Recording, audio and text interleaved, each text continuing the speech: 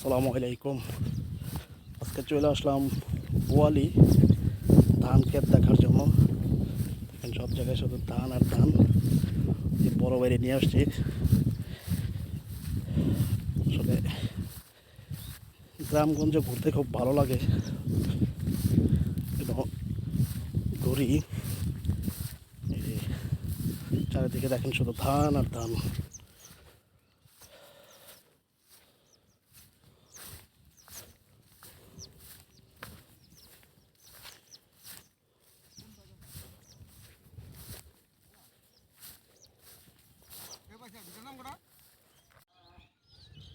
যেটা ফসলটা করে তার একটু বিক্রি হয় ওই বাসাটা তুই কিনে নিছে।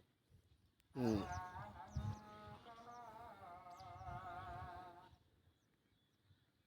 আমি ধানের দিকে না তো চাইছিলাম সাইডটা এল দিয়ে দিতাম, দিবেন এল।